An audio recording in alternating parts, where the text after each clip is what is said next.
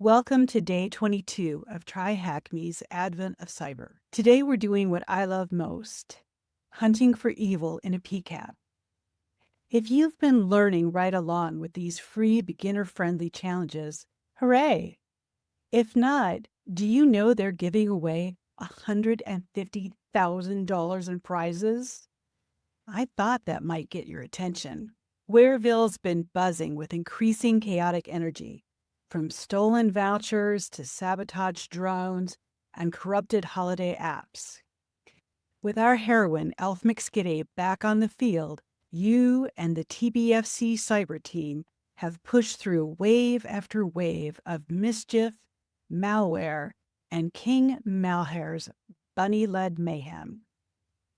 Each day's topic updates you on what's new with the cyber team, provides explanations on a topic, gives you a chance to learn with hands-on activities, and has questions so you can demonstrate your knowledge. There's a link in the description below so you can follow along. We're about to hunt for C2 traffic with open source tools starring RITA and Zeke. I'm even going to slip in Wireshark for a quick guest appearance. The first thing I want to do is start up my target machine.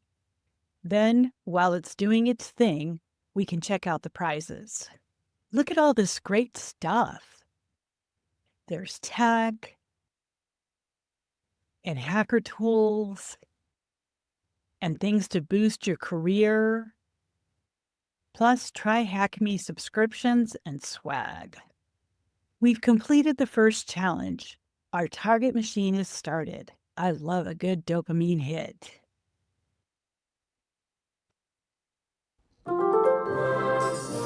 Let's look at our story. The TBFC is very wary since the last series of attacks by the underlings of King Malhair. They're on full alert for anything happening, but they're getting restless. It's too quiet. Sir Elfo of the TBFC takes the initiative and proposes to hunt for command and control traffic using the meticulously collected network traffic. A majority of the TBFC elves object. We don't have time to go through so much network traffic, or Elfo chuckles. Don't fret, for I have a powerful tool to assist us. I present to you RITA, Real Intelligence Threat Analytics. We just need to convert our PCAP file to Zeke logs, and RITA will do the rest. Anyone can do it. Just follow the manual below. What are the goals of this room? First, convert a PCAP to Zeke logs. RITA can't process logs or PCAPs by herself. She needs Zeke for that. Then use RITA to analyze the Zeke logs. Once we import the logs into RITA, she'll be able to look for the telltale signs of C2 behavior. Finally, analyze the output of RITA. She's awesome, but still needs a human to take the information and make it actionable intelligence. RITA is an open source framework created by Active Countermeasures. Her goal is to identify malicious C2 traffic. Instead of using signatures that can change quickly, she uses behavior analytics to identify potentially compromised systems. The project was named to honor Rita Strand, the mom of John Strand, who's the founder of Black Hills Information Security. Why threat hunting? We'd like to think of our firewalls and intrusion detection prevention systems, also known as IDS and IPS, blocking all that evil traffic coming in. But those appliances have limits. Adversaries evolve their techniques faster than the static signatures used on our perimeter defenses. Updates from vendors and threat intelligence feeds can't keep up. A network threat hunter is looking for patterns not caught by specific byte sequences, file hashes, and documented signature exploits that can be programmed into a firewall or IDS or IPS. RITA needs Zeke logs, and Zeke can create them in one of two ways, either using live inline capture or by reading a previously captured file. For day 22, we'll have Zeke read a PCAP and then import the logs into RITA. If you're using Zeke on a dedicated server, it could be capturing and creating the logs continuously. Then RITA imports them in near real time, showing persistence over weeks or months. Packets are captured via span ports, taps, or on a host. A span port is where the switch makes copies of the packets and sends them to the capturing device. This could be a dedicated Zeek host or a system running Wireshark or TCP dump. It's most common to capture after the firewall, but the more places you capture, the more complete your data set is for threat hunting. It's not just users sending calling home to check in beacon behavior to a C2 server on the internet. Internal reconnaissance and lateral movement must also be hunted down. Now that our target machine is ready to go, let's open a terminal window and see what we're working with. I'm going to go full screen so we can see better. We'll use ls to list the folders and files in our home directory. I wonder what's in the PCAPs folder. Let's use cd to change directory, and then ls again. We'll need this RITA_challenge.pcap file later. These files come from Brad Duncan's blog. He's amazing. There are posts going back to 2013, complete with PCAPs, descriptions with screenshots, and explanations of the indicators of compromise. I want to go back to the home directory. The command we need is Zeke read PCAP, and then the name of the PCAP. Then where we want it to save the logs. Zeke_logs /async rat. We're back at the prompt, which means the command completed successfully.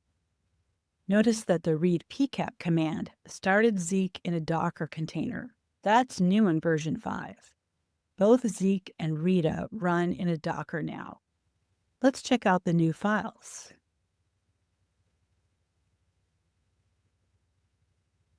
I like how the room authors have reminded us that you can use && to combine multiple commands. I'm interested in the information in these log files. I'll use cat to type out the weird.log file. I'll do the same thing for the SSL log.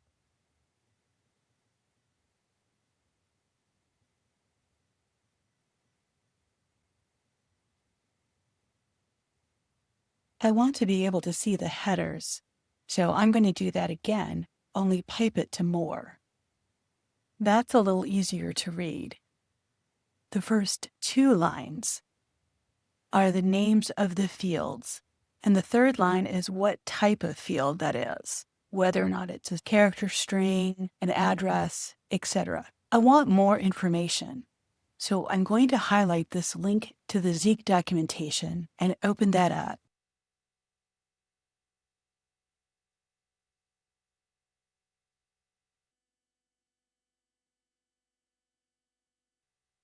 Now I can read about each of the fields, what they mean, and how they're used. Now we tell RITA to import the logs using either the -L or --logs switch. Then from the right path, and finally to save it to the database with either -D or --database switch, and what we want to name the database. As it's importing, let's talk about SNI. SNI is server name indicator. That's the server's name, what you would normally see in your browser bar, for example, www.tryhackme.com. Now we can view the newly created database in RITA. Version 5 was a major upgrade and gave RITA a whole new look. Instead of being just straight command line, now we have, well, not really a GUI. They call it a TUI, T-U-I, for Text User Interface. Use your arrow and tab keys to move around. The terminal has 3 elements: search bar, results pane, and details pane. Let's start with the search bar. use the / key to move to it. There are only 2 items listed, but we'll pretend there are 200. We can search based on the information in any of the columns. The results pane is our list of potential threats. Zeke used to use a numerical score for severity, but in version 5, it changed to categories for network connections of critical, high, medium, and low. That score is calculated based on the results of different threat modifiers. Source and destination. Notice the destination is a fully qualified domain name. That's getting pulled from that HTTP host field or from the SNI. Wireshark. If I click on the text in the ASCII portion of the packet bytes, it will go directly to the proper field name, tls.handshake.extensions_server_name. That's a long field name. Zeke uses that and the http.host field for the destination's name resolution.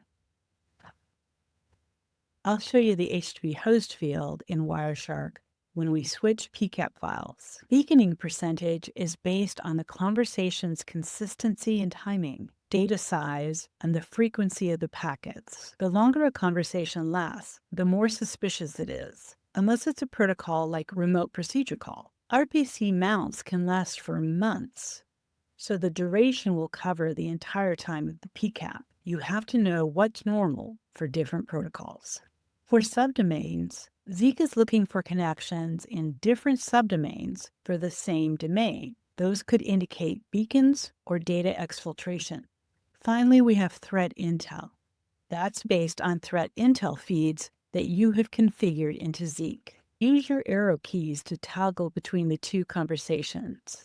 Notice the additional information in the details pane. For this one, from sunshine-bizrate-inksoftware.trycloudflare.com, it has 2 interesting details. First, the prevalence shows how many of the total conversations this source IP address is a part of. Here, it's for both. Second, it has a rare signature. That means the user agent is not your typical browser and is unique within the PCAP. Not listed in either of these 2 conversations are some of the more nefarious threats. First, MIME type or URI mismatch. That means what the server said the content is and what it actually is are very different. For example, the content type field saying text file, but it's really an executable. Second, missing host. Certain fields are expected in HTTP requests, so not having a host field at all is very suspicious. Also, having a host field with just an IP address deserves a second look. Finally, high outgoing byte counts. This could be a sign of data exfiltration. Zeke displays the port number used in the conversation, but does not depend on well-known port numbers to determine the protocol. It actually looks at the application header fields for approximately 50 or so protocols to make that determination. Great for finding traffic riding on a port that would be expected to fly through the firewall, yet is actually a protocol that should be blocked based on your policy. For example, TCP port 443, that is really SSH. Now that we've had a chance to get familiar with RITA's capabilities, let's analyze the RITA_challenge PCAP file and answer a few questions. We'll run the same commands, modifying the names. Here's our workflow.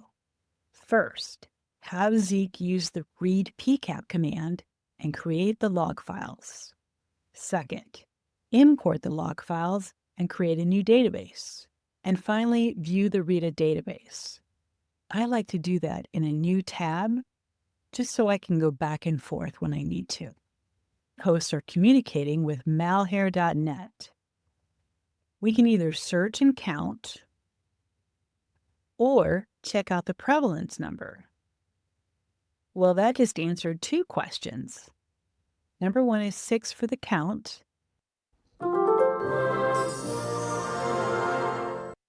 And number 2 is prevalence.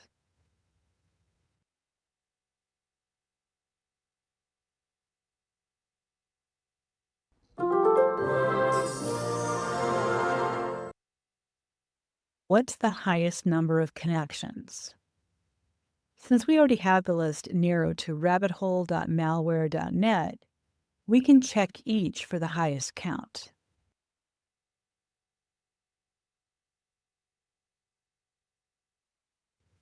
Answer: 40.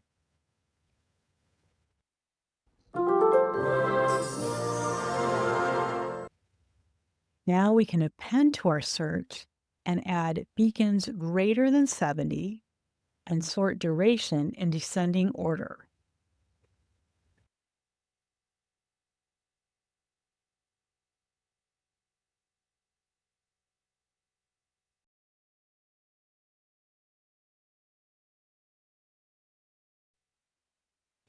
Copy and paste. More dopamine. Our last question is to find the port number for a specific user.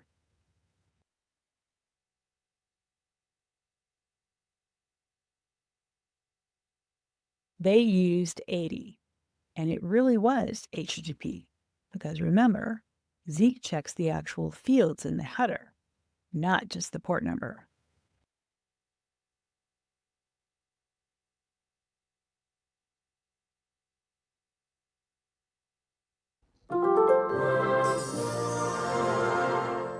Here's our workflow. First, have Zeke use the read PCAP command and create the log files. Second, import the log files and create a new database. And finally, view the RITA database. I like to do that in a new tab, just so I can go back and forth when I need to. If I click on the text in the ASCII portion of the packet bytes, it will go directly to the proper field name.